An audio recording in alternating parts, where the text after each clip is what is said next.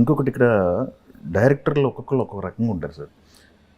ఇప్పుడు ఇండియాలో తప్పన మన సౌత్ ఇండియాలో మంచి డైరెక్టర్లు లేకపోతే పెద్ద డైరెక్టర్లు చెప్పాలంటే శంకర్ గారు, రాజమౌళి గారు మాట్లాడతారు. వాళ్ళిద్దరి గురించి మీ ఎక్స్పీరియన్స్ చెప్తే, వాళ్ళిద్దరితో పనిచేశారు కదా. రాజమౌళి సార్ గురించి చెప్పాలంటే ప్రోడక్ట్ దా సార్. ఓ ప్రోడక్ట్ని చూస్తే వాళ్ళతో మాట్లాడాలని మనకు వస్తుంది. అవును. ఇప్పుడు మన శంభో శివశంభో తమిళ వర్షన్ నాడోడిగలు చూసేసి రాజమౌళి సార్ నాకు పెద్ద మెసేజ్ పెట్టారు. అవునా? ఓ వెరీ గుడ్. నాకు చాలా సర్ప్రైజ్. అప్పుడు రాజమౌళి సార్ని చూడడానికి నా ఇప్పుడు శంభో శివశంభో ఇక్కడ స్టార్ట్ చేసినోనే ఇప్పుడు అన్న రవి అన్న చెప్పారు, నా దగ్గరనే నంబర్ తీశారు, తమిళ వర్షన్ చూశారంట, మాట్లాడారా నీ దగ్గర వాళ్ళంటే నా వెళ్ళి పోయి మాట్లాడేసి వాళ్ళతో డిన్నర్ తినేసి వచ్చాను సార్. ఈ తర్వాత అప్పా అని ఒక ఫిల్మ్ చేశాము.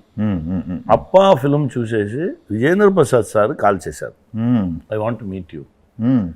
సార్ వచ్చాను సార్ అంటే టికెట్ వచ్చింది. సార్ ఎందుకు సార్ టికెట్? నేను వచ్చాను చెప్పాను.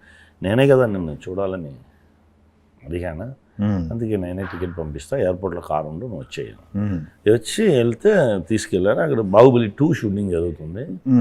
లోపల వెళ్తే ఎవరు ఏమీ లేదు. సార్ వెళ్ళి చూశాను. చూస్తే సార్ చెప్పారు, ఐ వాంట్ హగ్ యూ.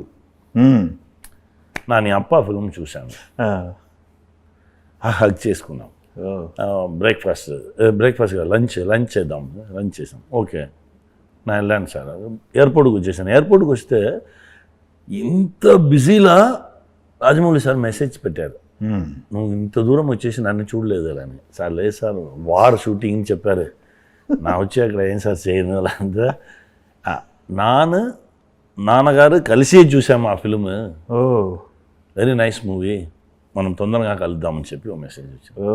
అది తర్వాత ట్రిపుల్ ఆర్ లోపల అప్పుడు కూడా నా ఏం చెప్పాను, సార్ మీరు డేట్స్ మాత్రం నాకు పంపమనండి సార్, నేను వచ్చేస్తా. అంటే లేదు, నువ్వు ఏం చేయమని నీకు తెలియాలి, కూర్చుని చెప్పి నాకు చెప్పారు. సబ్జెక్ట్ చెప్పి డైరెక్ట్ చేశారు. ఇదిదా సార్ వాళ్ళ